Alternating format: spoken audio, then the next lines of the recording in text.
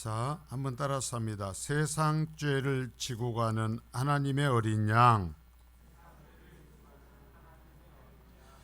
자, 잘 정리를 또 한번 문맥을 정리하고 가야 돼요. 마태복음 이 신약 성경을 처음 시작하면서 족보 얘기를 합니다. 그러면서 아브라함과 다윗에게 연결시켜서 하나님께서 약속하신 대로 메시아가 왔다. 이 예수가 그 메시아다라는 이야기를 하죠. 그러면서 이름으로서 예수님과 우리의 관계를 알려주고 나갑니다. 이름이 뭐였어요? 예수. 자기 백성을 저희 죄에서 구원할 자. 또 하나는 임마누엘. 하나님께서 우리를 구원하시기 위하여 오신 분이다. 그 두 이름으로서 구약의 메시아가 온다고 약속하신 대로 오신 분이시며, 그분이 나를 구원하기 위해서 오셨다라는 이야기를 해줬습니다. 그러면서 동방박사들의 경배를 통하여서 다시 한번 하나님께서 보내신 메시아이심을 선포하셨고, 애굽으로 피난하고 헤롯의 아이의 살해와 나사렛으로 귀향을 통하여 구약의 예언대로 오신 메시아라는 것을 말씀했습니다. 세례 요한의 외침을 통하여 회개하는 사람만이 이 예수 앞에 나아갈 수 있다라고 이제 얘기를 했죠.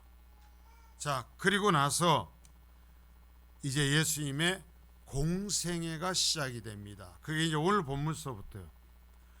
메시아로서의 공적인 삶을 이제 시작합니다.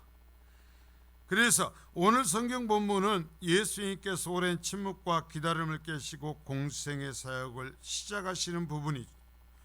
명확하게 예수님의 나이를 우리가 알 수는 없습니다. 그러나 성경에 기록되어 있는, 복음서에 기록되어 있는 내용들과 세상 정치가들과 그리고 그때 일어났던 사건들로 해서 그 세상 역사에 있는 것과 끼워 맞추면, 그래서 교회 역사가 뭐냐면은 지금 몇 년이에요? 2023년. 이게 기점이 뭐예요? 주전 주후예요. 주후, 엔노 도미니, 주후입니다. 주님이 오시고 2023년 되었다라는 거예요. 그리고 주전, 비포 크라이스트, 주전 몇 년이라고 나눕니다. 그런데 이제 더 과학적으로 해보니까 사실은 0년이라는 건 없어요. 주전 1년, 주 1년입니다. 근데 더 많은 연구를 해보니까 사실은 이게 좀 기점이 잘못되었다. 아마 정확한 것은 주전 4년에 그러니까 지금으로부터 2027년 이제 8년 전에 주님이 오셨을 것이다 라는 것을 더 많이 지지를 받습니다. 그래가지고 예수님의 이 정확한 몇 살까지 이 땅에 계시다 십자가에 당하셨을까 정확하게 알 수는 없지만은 여러 가지 여기서 추산해 보니까 예수님께서 30년은 일반인으로 사십니다.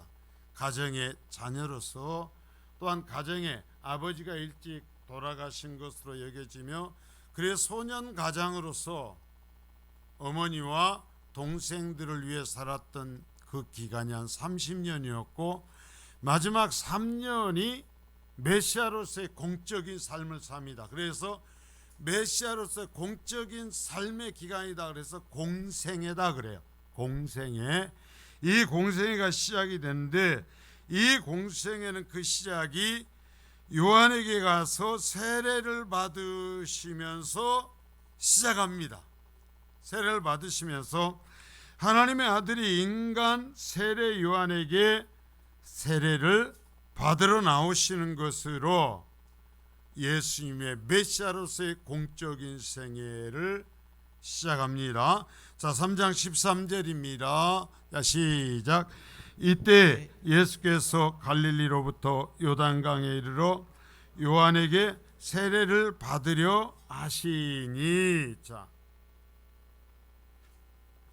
본문은 이때라는 말로서 시작합니다. 이는 주의 길을 예비하고 평탄하게 하려고 온 세례 요한이 광야에서 메시아가 오신다, 그 메시아를 영접하여 구원받기 위해서 회개하라 라고 회개를 선포하고 있던 그때라는 얘기입니다. 그때, 자, 메시아가 오신다, 그러면서 회개하라, 너희 마음을 하나님께로 돌려라 라고 얘기하는 설교를 하고 있는 그때요. 자, 갈라디아 4장 4절을 보겠습니다. 시작. 때가 참에 하나님이 그 아들을 보내사 여자에게서 나게 하시고 율법 아래에 나게 하신 것은, 자, 이 때가 찼다라는 거야. 이 말은 무슨 얘기냐면 하나님께서 계획하시고 정하신 때가 되었다라는 거예요. 예수님께서 우연히 오신 것이 아니라 하나님께서 정해놓으신 딱 그때가 되어서 예수님이 오시고 예수님이 공생의 사역을 시작하시는 것입니다. 그것을 보면 참 지금까지 인류 역사에서 지금도 오직 그때 한때만, 인류 역사에 그때 한때만 그러한 배경이 형성이 돼요. 자, 로마라는 나라가 그 당시에 문명세계를 통치를 합니다. 전체 문명세계를 하나로 만들어 버렸습니다. 그래서 국가와 영토, 법적으로 통일을 이루고 있습니다. 그러니까 무슨 얘기하면 비자가 필요 없어요. 다니는데. 이 문명세계가 한 나라 한 땅이 돼버린 겁니다. 한 나라 한 땅. 지금까지 아무리 몽골이 가장 큰 나라를 만들었었지만 그 시점의 문명세계를 전부 다 지배한 것은 아니었습니다. 이때뿐이었어요. 이때뿐이었고, 그래서 또한 로마라는 나라가 아주 독특한 나라인데요. 여러분, 로마를 얘기하면서 하는 말이 모든 길은 어디로 통한다? 로마로 통한다. 자, 중국은 나라가 강성해지면서 한 일이 뭐냐면 북방의 민족들이 말을 타고 다니면서 수가 적어도요, 그냥 이 사람들은 이 보병들이 아닙니다. 전부 다 전 북방의 군대는 내려면 전체가 말을 타고 다니는 군인들입니다. 무슨 얘기냐면 탱크 전부 다 탱크를 타고 쳐들어오는 거야. 한 사람 한 사람이.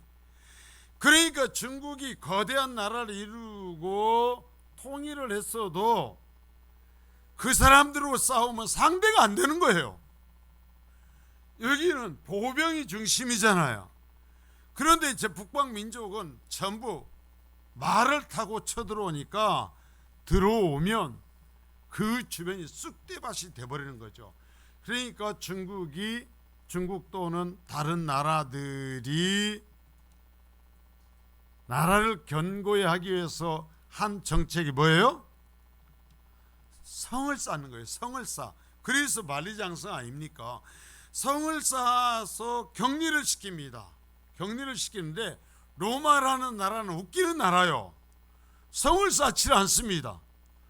로마는요, 지금 정말 이 로마라는 나라의 수도가 로마였거든요. 수도나 나라나 이름이 똑같아요. 로마에서부터 자기들이 정복하면 길을 냅니다. 길을 내가지고 모든 나라 구석구석까지 전부 다 무슨 일이 생기면 자기들이 최대한 빨리 갈 수 있도록 하는 길을 내요. 지금도 2000년 전에 낸 길이 그대로 있습니다. 가보니까 그래요, 안 그래요? 그대로 돌로 박아갖고 낸 길이 지금도 있어요. 얼마나 길을 잘 내놨으면 지금도 있고, 저는 안 가봤습니다만은 그 마차가 다녀가지고 마차가 다니면서 돌이 패여서 마차가 레일처럼, 철로 레일처럼 마차가 다녔던 그 길이 표가 돼 있어요. 그렇게 해서 로마는 전 세계 자기들이 통일을 시킨 정복한 나라에다 뭐냐면은 그 다음에 하는 것이 요즘 같으면 고속도로를 내는 거예요. 도로를 까는 겁니다. 그래가지고 2000년 전이지만 이전과는 또 이후에도 상상도 할 수 없는 이 이동의 수단이 생긴 겁니다. 편하게 이동할 수 있도록. 그리고 또 가장 중요한 것 중에 하나 뭐냐면, 언어가 하나가 되진 않지만 헬라어가 공용어로서 통용이 될 수 있는 기틀이 돼가지고 가면 기본적으로 말이 통하는 세상이 되었어요.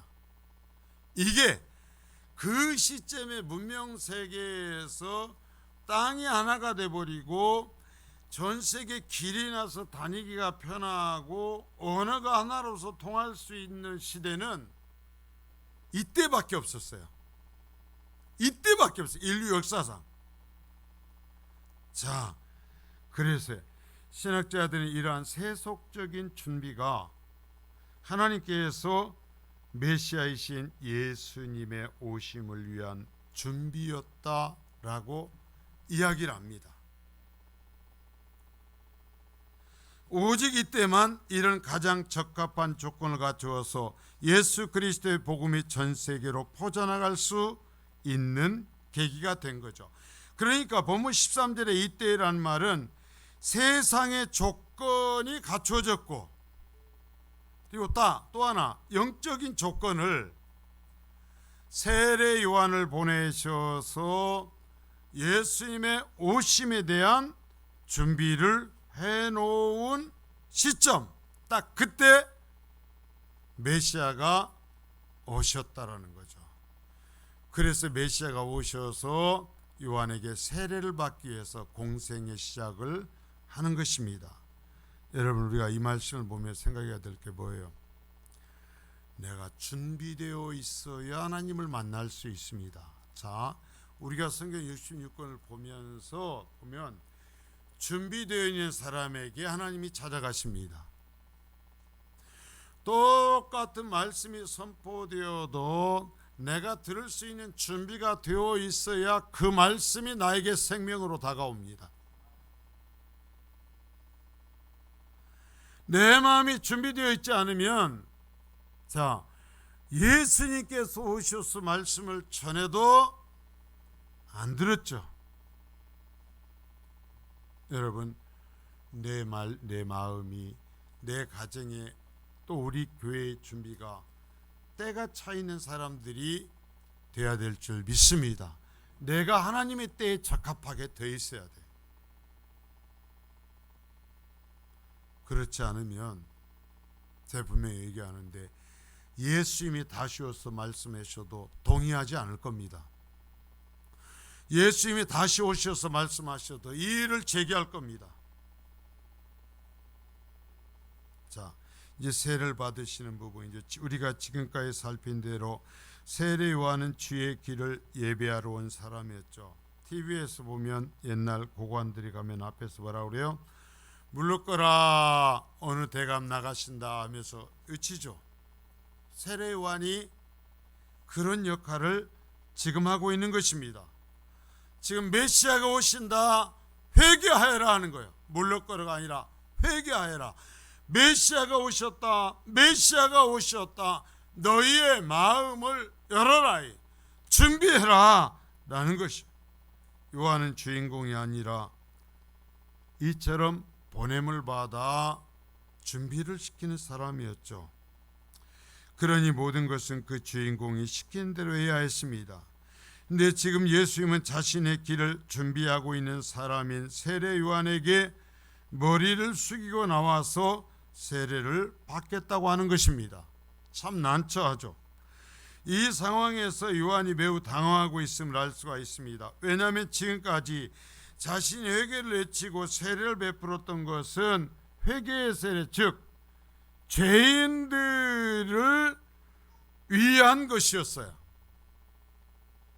죄인들을 준비시켜 이 예수님 앞에 인도하는 것이 자신의 책임이었어요. 그래서 자기 뒤에 오시는 그분에 대하여 자신은 나는 그의 신을 드는 것도 감당하지 못한다. 그의 신조차 들지 못한다 라고 얘기를 했었습니다. 자, 그런데 지금 그분이 자신 앞에 나타나서 나에게도 그 회개 세례를 베풀어 달라고 요구합니다. 요한이 뭐라고 했을까요?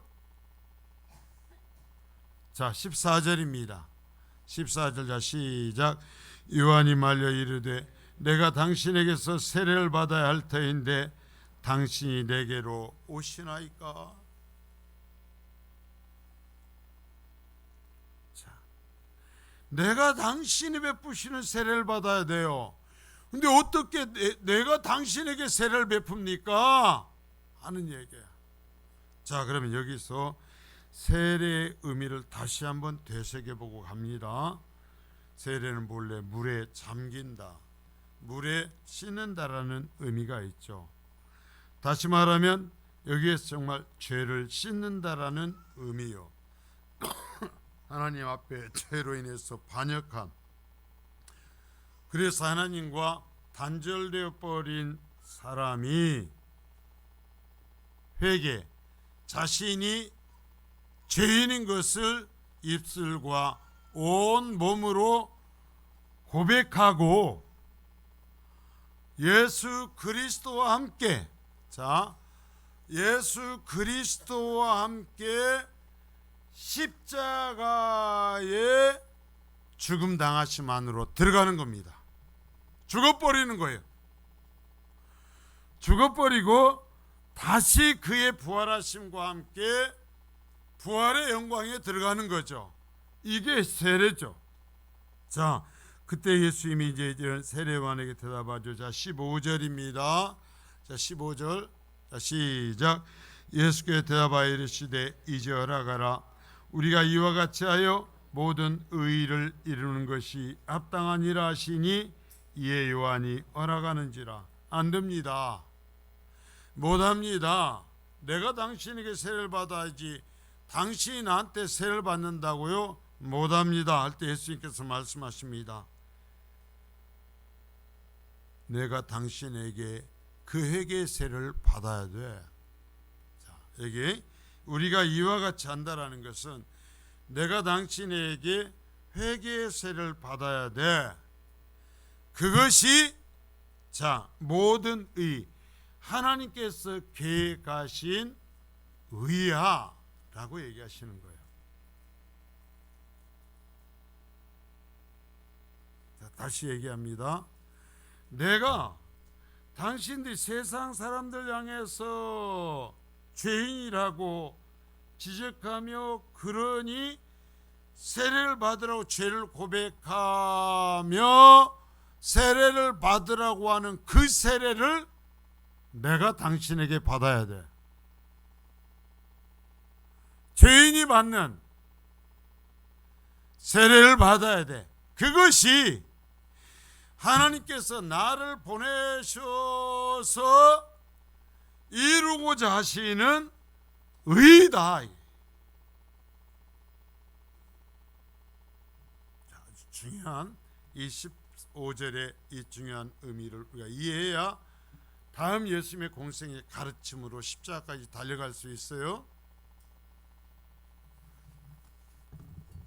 자, 그러면 도대체 예수님께서 요한의 세례를 받으신 의미가 뭔가?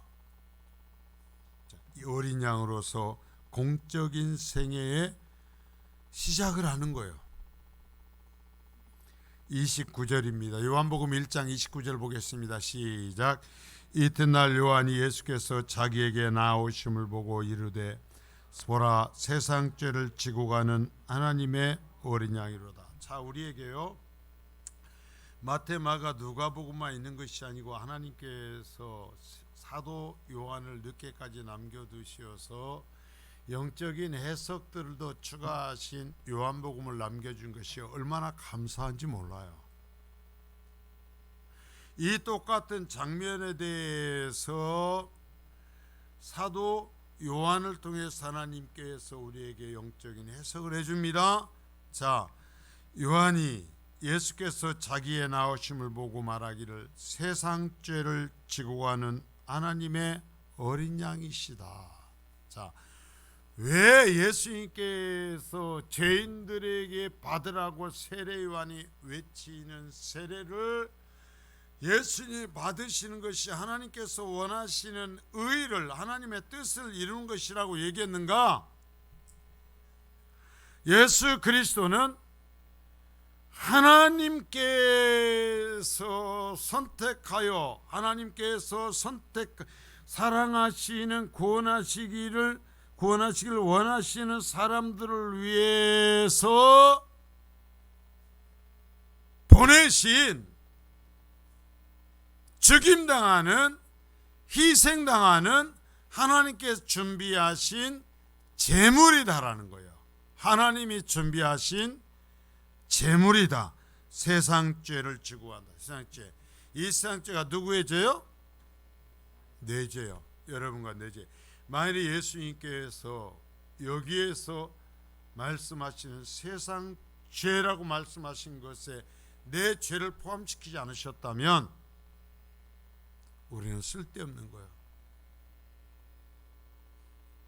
세상 죄를 지고 가는 하나님의 어린 양이로다.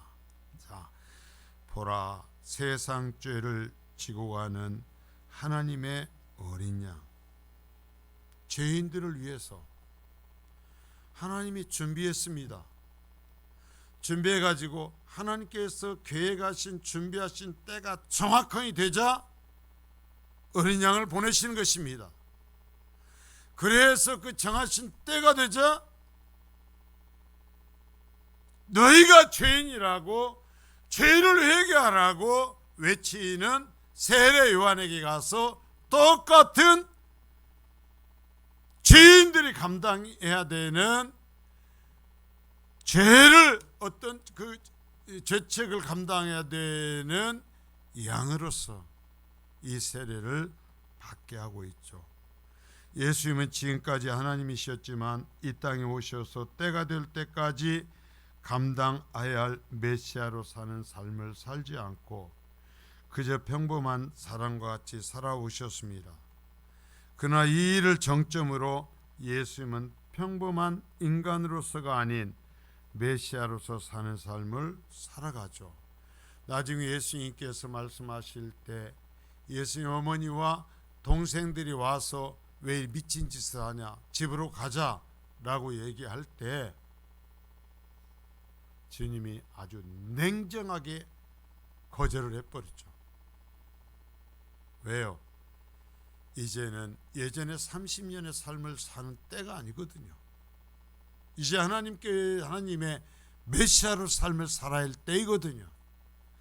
자, 그래서 이제는 사랑하는 자신의 백성들을 위하여 구약의 제사에서 보여주신 희생제물처럼 희생의 어린 양이 되어서 죽게 되는 삶을 시작하시는 것입니다.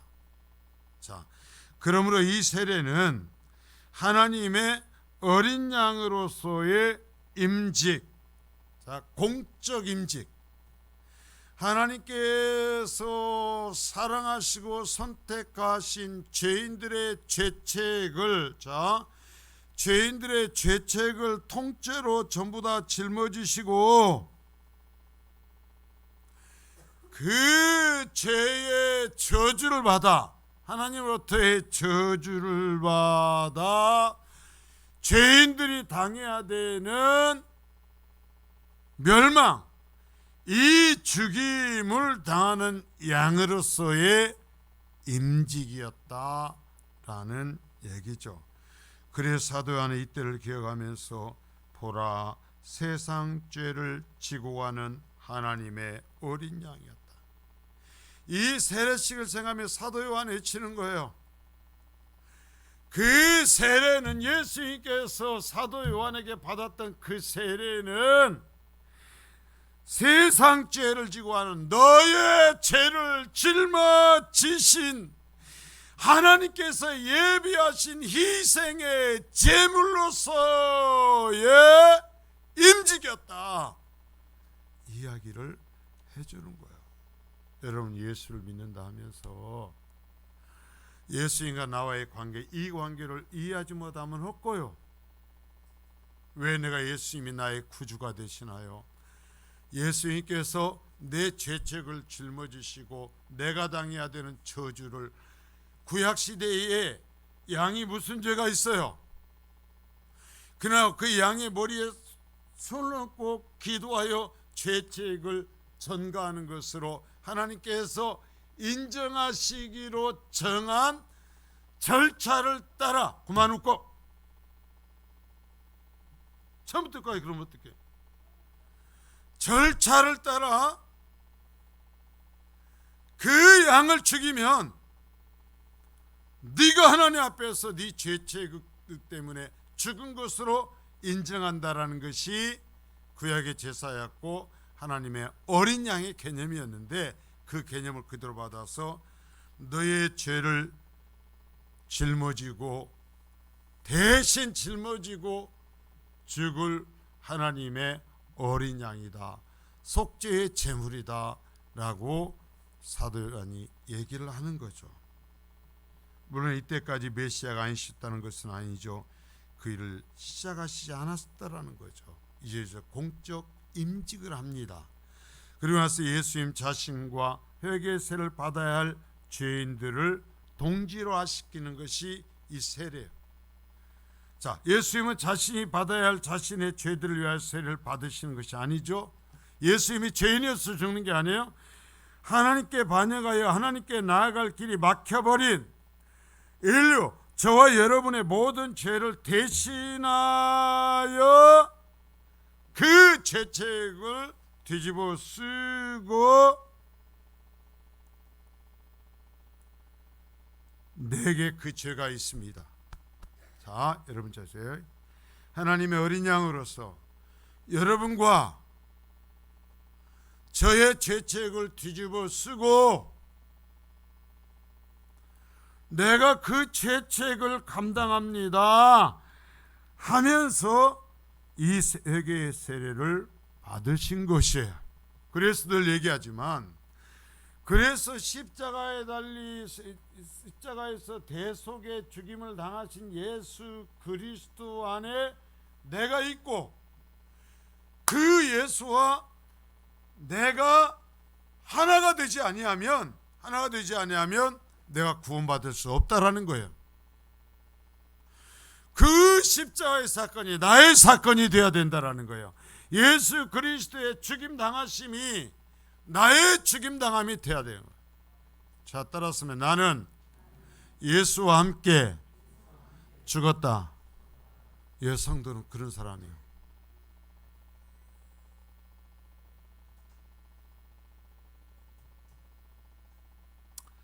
자, 우리를 은혜의 십자가로 인도하시기 위하여서는 이 단계가 필요하였기에 죄인들이 받는 회개의 세를 받으시는 것이죠. 이처럼 하나님은 철저하게 우리의 죄를 예수님에게 담당시켰습니다. 철저하게, 완전하게 우리의 죄를 예수님께 뒤집어 씌워버린 것입니다. 자, 예수님은 회개의 세를 받으시는데 문제는 우리는 회개에 관심이 없다라는 거예요. 예수님은 하나님의 어린 양으로서 우리의 죄에 관심을 갖고 회개의 세를 받으시는데, 예수 그리스도와 내가 하나 되어 십자가에 달려 사건 안에 들어가야 된다 그러는데, 예수를 믿는다고 하는 사람들의 회개와 상관이 없다라는 거예요. 고상하기만 해. 고상하기만 해. 멋있기만 해. 영광만을 추구해. 죽을 줄 몰라.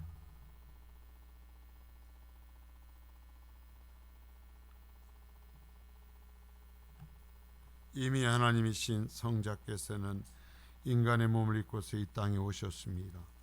이 회개의 세를 받으심으로써 이제는 회개의 세를 받아야 할 인간들과 같은 자리까지 내려오셨죠.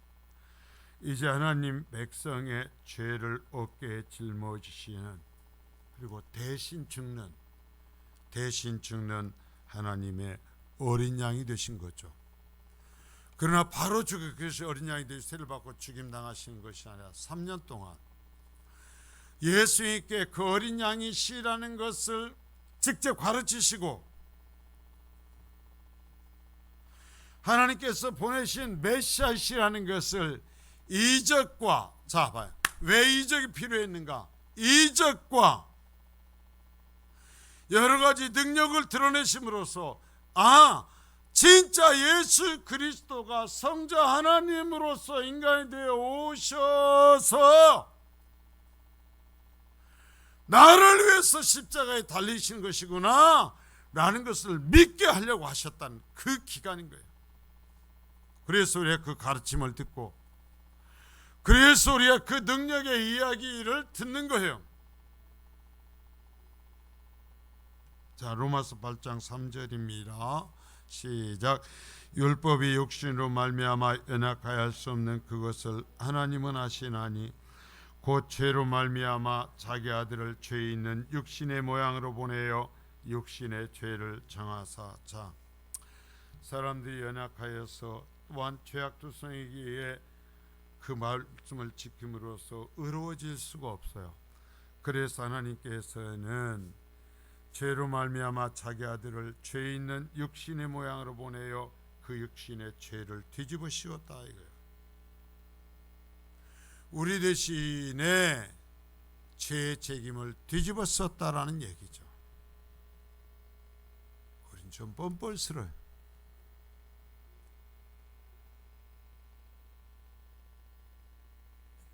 자, 이사야서 53장 5절입니다. 자, 시작.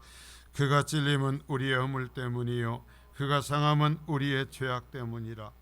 그가 징계를 받음으로 우리는 평화를 누리고 그가 채찍에 맞음으로 우리는 나음을 받았도다. 자, 이사야 선지자가 오실 메시아에 대해서, 그리고 메시아가 무슨 일을 하실 것인가를 기록한 말씀에서 그가 찔림은 우리의 허물 때문이요 그가 상함은 우리의 죄악 때문이다. 내 허물 때문이고 내 죄 때문이다. 그가 징계를 받음으로써 우리는 하나님과의 평화, 자, 평화를 누린다는 것은 이 땅에서 아무 일 없이 산다는 것이 아니요, 그런 소리 하면 큰일 나. 하나님과 교제하지 못했던, 무너버렸던 화평, 이 평화가 회복이 된다라는 거예요. 그래서 하나님과의 평화를 누리고 그가 채찍에 맞음으로써, 채찍에 맞아서 그의 살이 떨어져 나가고 피를 흘림으로써 우리가 하나님 앞에 지은 죄 더러운 것들이 나음을 받는다. 예수님의 살이 떨어져 나갈수록, 예수의 몸에서 피가 흘러나올수록 우리는 하나님 앞에서 의로 회복되어 간다라는 거예요. 거룩함을 회복해 간다라는 얘기예요. 이게 세례받음의 이야기로서 성취되어 가는 거죠. 자, 이사야서 53장 12절입니다. 자, 시작.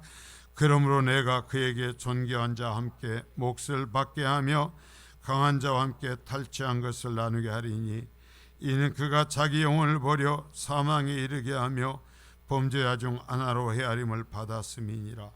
그러나 그가 많은 사람의 죄를 감당하며 범죄자를 위하여 기도하였느니라. 자, 보십시오.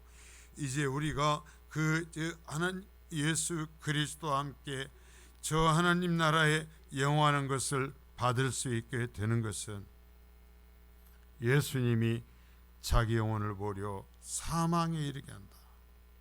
자, 자기 몸이라고만 하지 않고 자기의 영혼을 버려, 이사야 선지자를 통해서 하나님 말씀하시면 전부를 버린 거죠. 범죄자 중 하나로 헤아림을 받았다. 우리가 십자가의 은혜만 잘 깨달았으면 좋겠어요.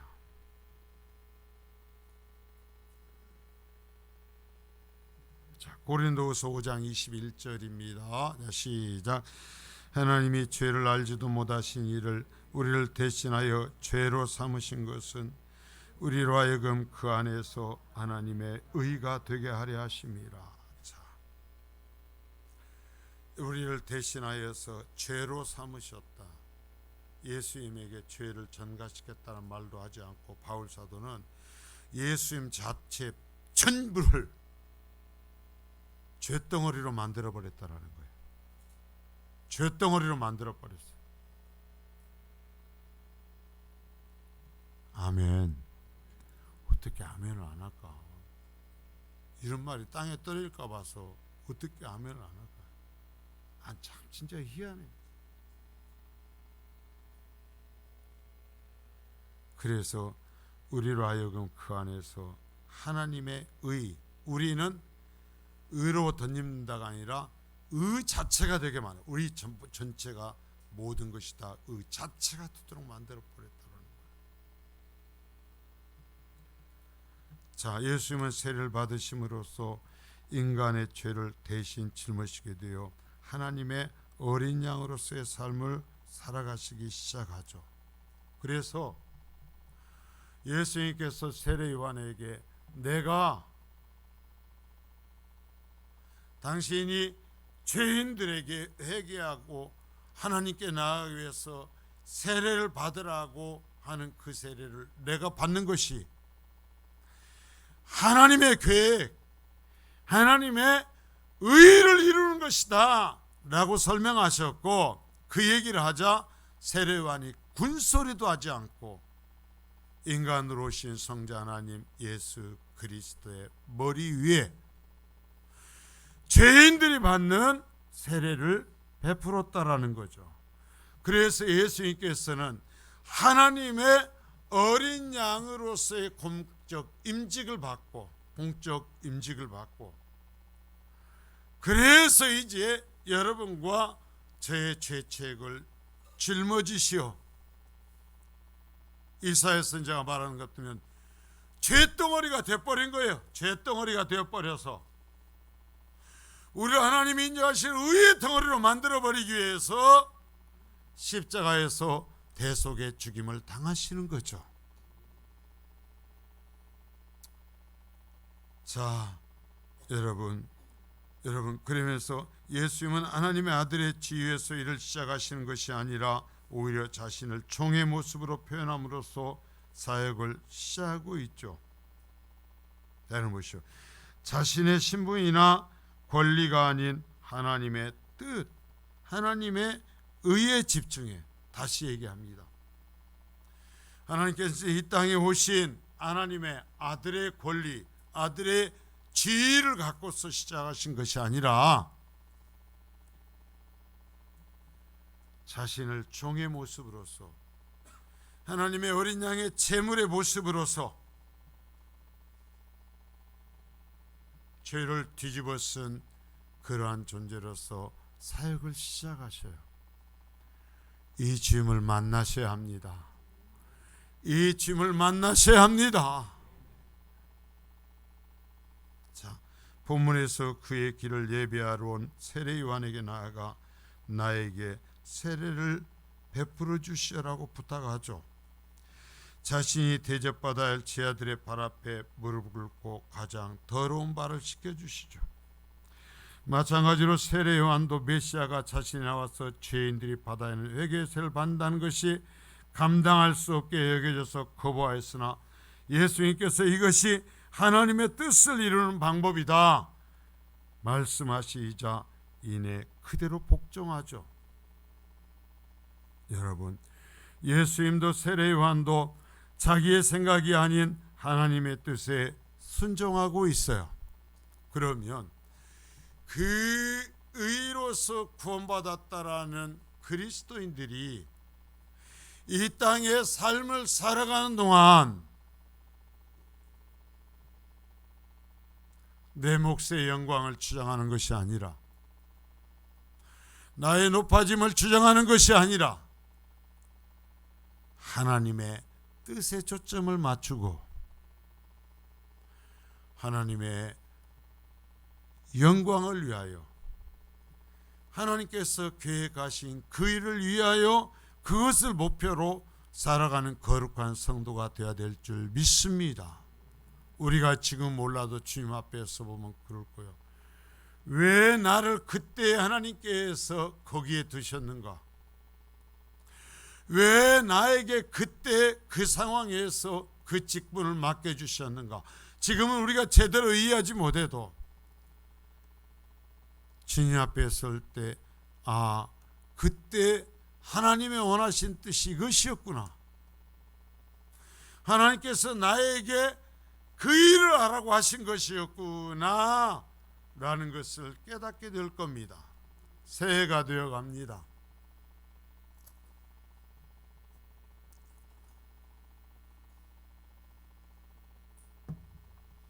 우리가 이 하나님의 은혜로 구원받았다고 얘기하면서 감당하면서 힘들죠.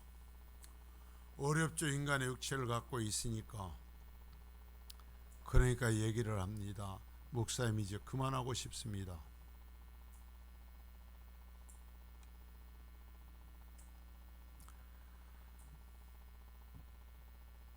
안 하고 싶습니다. 어떠한 것이 결정이 되어도 끝까지 엎어버리는 경우도 있어요. 주님 앞에 섰을 때 땅을 치며 통곡할 일이 생기지 않도록, 아, 나에게 하나님이 주신 것이었구나. 아, 하나님께서 나에게 그때 그 일 하라고 하시는 것이었구나 라는 것을 놓치지 않고, 내 영광, 내가 높아짐이 아니라 하나님의 나라, 하나님의 영광을 위해서 감당하실 수 있기를 바랍니다. 은혜로 구원받았으니 썩어지는 거죠. 짓밟히기도 하는 거죠. 아픔을 겪기도 하죠. 왜요? 이 교회는 지상의 교회이기 때문이에요. 그런 것이 영원히 없는 영광의 나라, 영광의 교회 우리는 들어갈 겁니다. 여러분, 우리가 해야 되는 것은 불평하는 것이 아니라, 원망하는 것이 아니라, 하나님 앞에 주여 나에게 맡기신 것을 깨닫게 하소서. 주님이 맡기신 것이라면, 주여 나를 위해서 저주의 죽임을 당하셨는데 주여 나도 죽죠. 주여 나도 하죠. 여러분 평안하고 잘되고 신나서만 한다면 세상 누구나 해요. 그러나 절대로 못할 어떠한 일, 절대로 가기 싫은 길일지라도 생각해 보아서 하나님께서 네가 가야 돼, 너에게 맡긴다 하시는 길이라면 내 기분과 상황과 어떤 것 생각하는 것이 아니라 가죠. 주님께서 그러신 것처럼 가죠. 대신에 도와주소서 하고 순종하는 것이 그리스도인인 것입니다. 그게 그리스도인인 것입니다. 여러분들이 은혜로 구원받은 정말 죄악덩어리 자체가 되어버리시는 예수의 말씀을 들었으니 이제는 나에게 맡기신 그 길을 그리스도인으로서, 내가 그리스도이니까 가시는 복된 성도가 될 수 있기를 바랍니다. 거룩하신 아버지 하나님 감사합니다.